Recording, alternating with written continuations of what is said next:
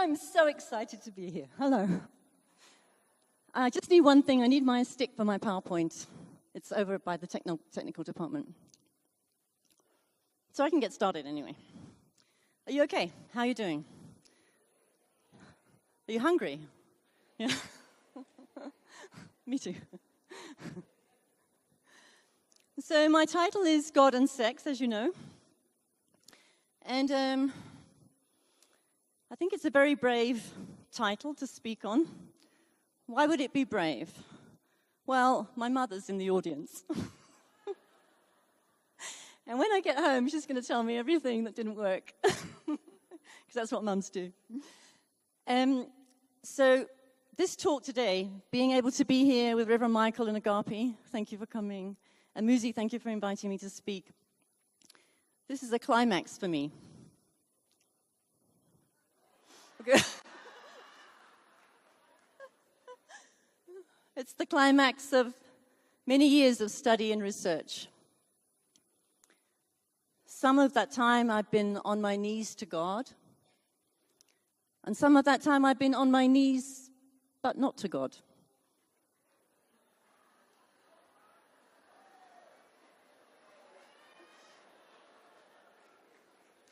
My mum's embarrassed. Okay. I would like to start my PowerPoint. Can I get the stick for the... Yeah, thank you. Oh, is that mine? Oh, but it needs to be connected with my stick. They have it in the back.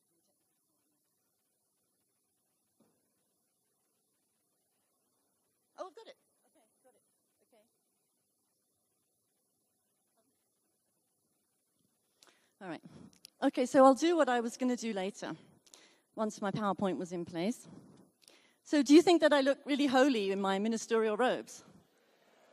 Do you think I look like holier than thou? That was deliberate. Because not all ministers are holy. They actually are not asexual. So I thought I'd prove that to you.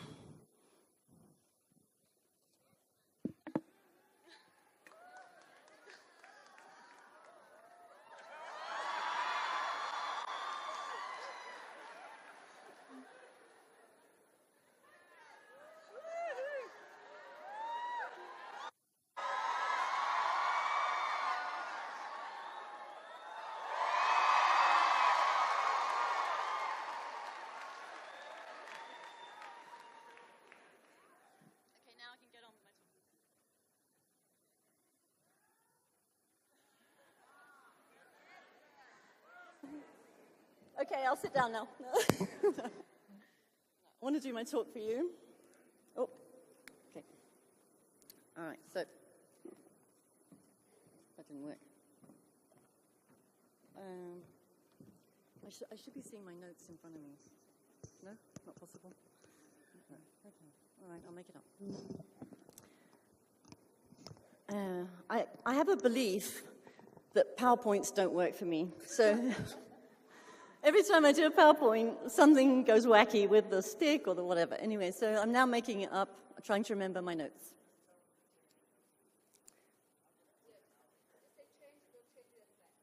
It's my notes I want to see, but I'll remember. Don't worry. Yeah, thank you. Okay, so change. It's not working.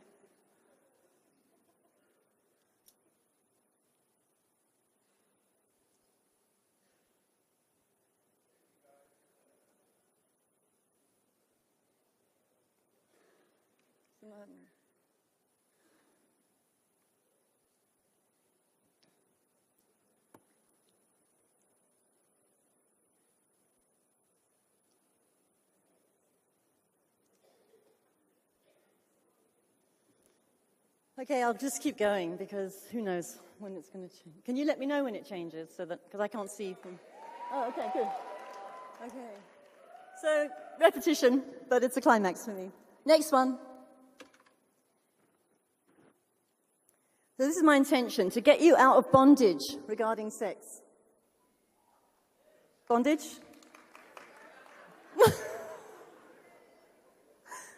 Some of you know what I'm talking about, some of you don't. Okay. The guys at the back know about bondage. You're the naughty children in the classroom, aren't you? Yeah, I know.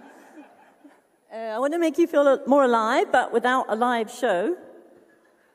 And I want to heal the divide between sexuality and spirituality, between God and flesh, and between human and divine. We've been divided. We've lived in a consciousness of division, the war of the spirit and the flesh. I'm here to integrate that. Next. Change.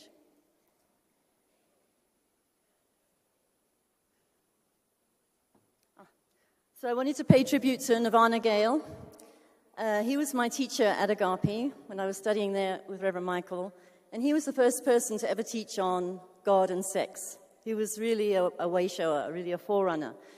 And today is the anniversary of his death. He died on this day last year, so I just wanted to honor him before moving forward. So, the noble truth number 1, God is sexual energy.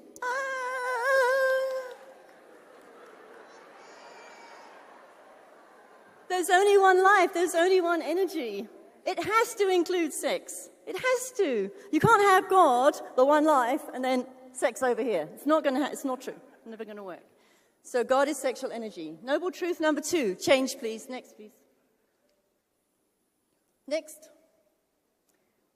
Adam and Eve and sex were not the cause of original sin. I'm going to explain more about that later. Mary Magdalene was not a hooker. Next one, please. Mary, mother of Jesus, was not a virgin. Number 5, gays, lesbians, and all sexual orientations are all equally as divine as heterosexuals. Not all ministers are asexual, but I just proved that to you, so don't assume you know what's going on under the robe. All right. Creative energy has no gender. It's not male and it's not female. Please, next one. But in our history, a male god created life. Now, this is the famous picture by Michelangelo. You see, what happened? Originally, there was a female goddess that gave birth to life. Obviously, right? Men, you came from our vaginas. Sorry, we didn't come from your parts. So the priestesses of old, when they heard the men start to tell these stories about, oh, we're jealous, we can't bear it that a woman gives life, we can't bear it that a woman bleeds every month and she doesn't die, she must be magic. We can't bear it that all children know who their mothers are and only the mothers are worshipped as ancestors. We can't bear it, we don't have that power. We want that power, so we'll make it up that we can give life. And the priestesses thought, that's so stupid, no one will ever believe that. Next. And so, woman was taken out of man's rib. This was the story that we were told, and we all believed it because it was in the Bible. Don't dare refute the Bible. Next, please. I love this. God in the act of creation. And God separated the light from the dark. That's a more female-oriented kind of look. Okay, next one, please. So this is the Divine Mother, birthing creation. And Mary, mother of Jesus, was a watered-down version of Divine Mother. Why? Because she was without sexuality. Divine Mother was fecund and fertile, and she was rich with life-giving hormones and energy. And then we have Mary, who's a virgin. It doesn't really represent the Divine Mother at all. Next, please. Oh, so we've got some pre-Christian. This guy's really ahead of his time. He's ahead of me. Some pre-Christian mother goddesses. Women who have struggled with diets, feel good about yourself. These women are considered to be so beautiful in their era. Unfortunately, today, women have to look like boys to be sexy, but in that time, a woman with big bust and big hips and a big bum and a big tummy was sexy as hell because she was a life-giving creative force. The next slide. So here we have the pre-Christian fertility goddesses, Astarte with many breasts symbolizing her nurturing nature. And then we've got Ishtar. Now Ishtar's interesting. She's the goddess of love, beauty, sex, and desire, but also war and combat. Now that's interesting to me because our male god is supposed to be a god of love, but meanwhile he supports his team to beat up on the team's enemies. So it's also god of war, right? Love and war together, but originally that was Ishtar. Next one, please. And here we have the Minoan snake goddess. Now, women, or goddesses, priestesses, used snakes as their symbol and as their familiars. And why? Because the goddess gives life, but she also accepts life back into her earth. So when the time comes for death, the body goes back into the earth. So the goddess is not just the giver of life, she's the receiver of death as well. And the snake is the symbol of reincarnation. So the snake keeps shedding its skins, and it never dies. So you see what happened and how the snake, which was considered to be a symbol of the goddess, was abused. Next slide, please. The Garden of Eden. Suddenly the snake's evil, and Eve, who was a representative of the goddess, has become a wicked woman who tempted Adam. Sorry, can you go back to that slide, the last one? Just go back. I just want to point out that Adam seems to be saying, "Not tonight, Eve, I've got a headache."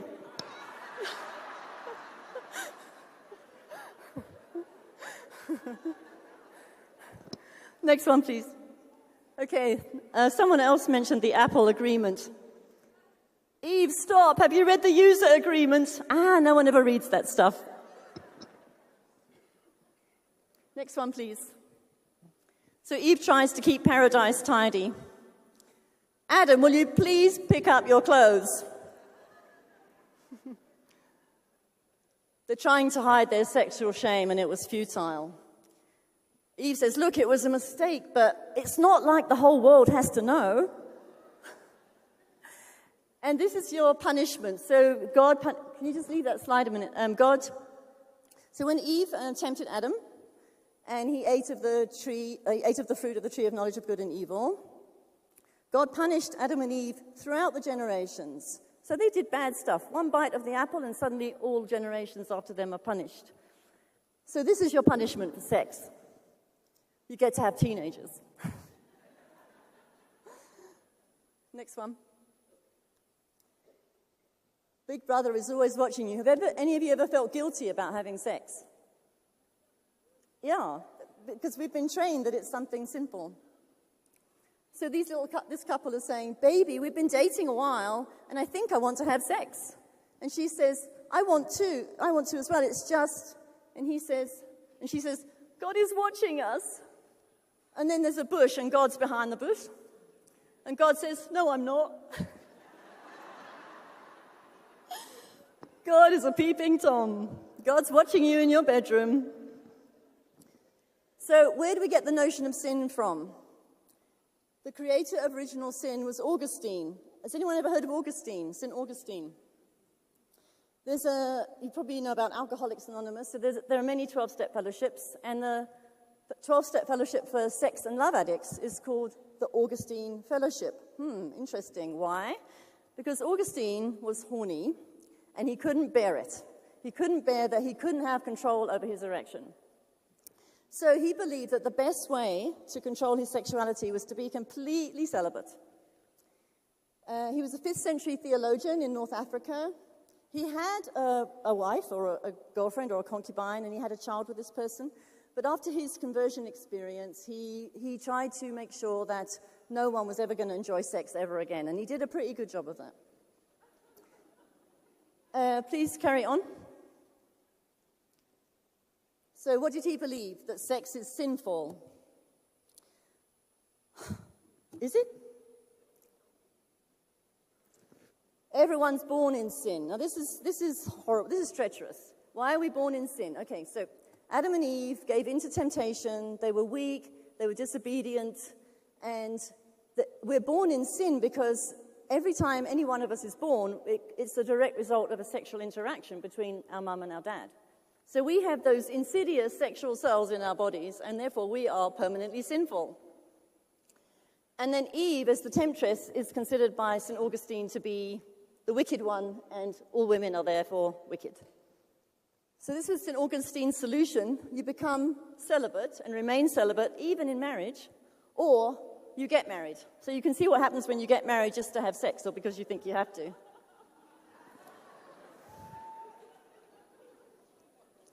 So the thing is, Augustine said, be celibate, that's best. Because if you're celibate, then you're not thinking about sex, you're not thinking about lust. Oh, he's going so fast. Whew. I know you want me to move on because I'm probably running out of time, is that right? 2 minutes. Oh, I can't do it in 2 minutes. 2 minutes, I've got 2 minutes, but you think I can do it in 2 minutes? No.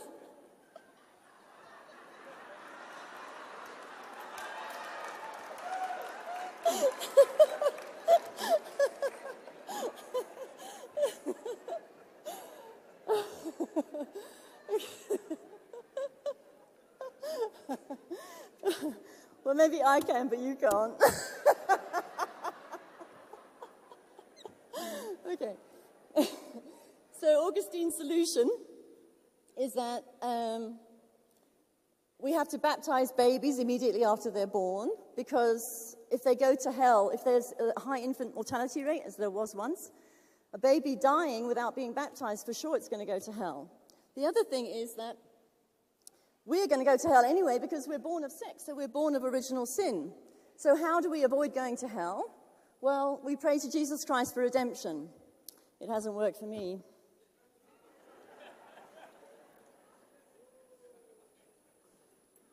Okay, what is sin? To miss the mark?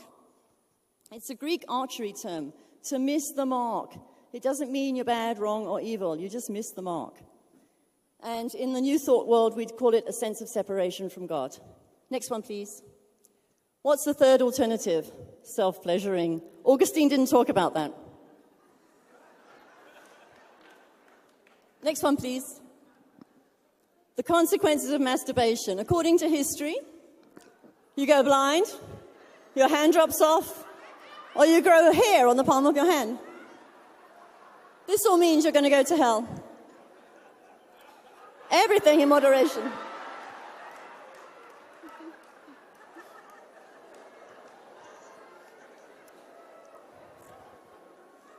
Next one, please. How do you know that God wants you to masturbate? I'll show you. Look at where your hand is in relationship to your genitals. You weren't created like this. That's your clue. You've been divinely designed to self-pleasure. Go for it with my blessing.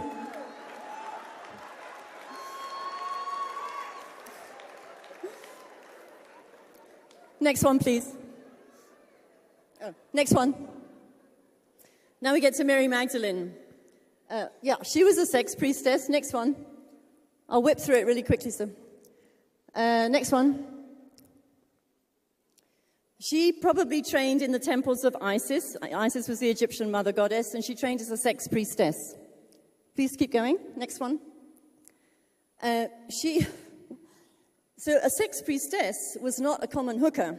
A sex priestess was a woman who was trained in the art of lovemaking and trained to be able to, in her sexual intercourse with a man, raise his level of vibration so that he became more spiritually connected and closer to God. Because men understood that women were connected to God. Can I have an amen? Oh, can I have an all woman? All right, so Jesus cast 7 devils out of Mary Magdalene. Why? Because the ruling patriarchy said that she was a hooker. And in those days, they understood that a hooker meant she was subject to her evil, sensual nature. It had nothing to do with exploitation of female bodies. So, wait a minute. Can you slow down with the slides? So a story I heard is that after Jesus cast out 7 devils, what he did was he cleansed Mary Magdalene's 7 chakras. But she, being his equal, then turned around and cleansed his 7 chakras. But we don't read about that in the Bible. So they had an equal relationship, a spiritual equal relationship. Okay, I think I'm going to just zap on, if you don't mind, because I haven't got much time, I'm going to zap on to the virgin bit. Can you zap on, please? Can you do a few more slides? And I'll tell you when to stop. I think Mary Magdalene and Jesus were married. Dan Brown did a good job of that in the Da Vinci Code. He made that popular. Next one, please. Next one, please. Okay, Mary, was she a virgin? Next one. Next one. Oh, the title is Abstinence. It's 99.999% effective. Next one, please. So Mary narrowly avoids a stoning. The man accuses her. You were with another man, Mary, and you're pregnant from another man. The penalty is stoning. And Mary says, no, it wasn't a man. It was an angel. And then the guy says, oh, well, that's all right then. He drops the stone. Next one, please. Joseph questions God. So they were betrothed shortly afterwards. Joseph learned something that puzzled him greatly. If God could create Adam, why didn't he just create his own son instead of knocking up my friggin' wife? Next one, please. Mary exploits Joseph's gullibility. Oh my gosh, I'm pregnant. What will I tell Joseph? I know, I'll tell him God did it. He believes that stuff. Next one, please. Joseph feels threatened. It doesn't mean anything, honey. God is something everyone cries when they're in bed.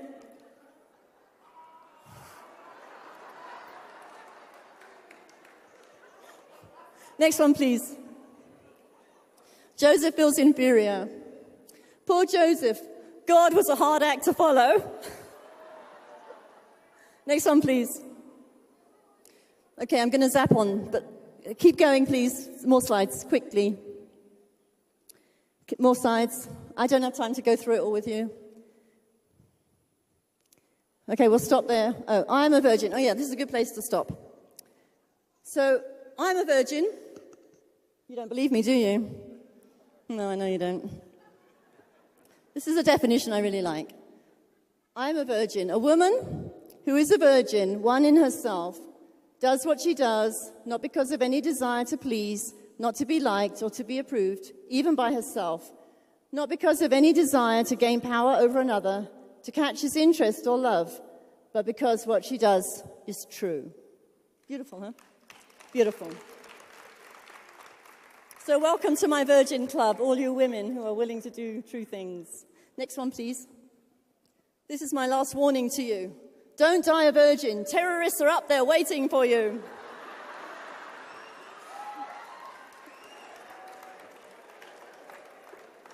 Thank you very much. Thank you.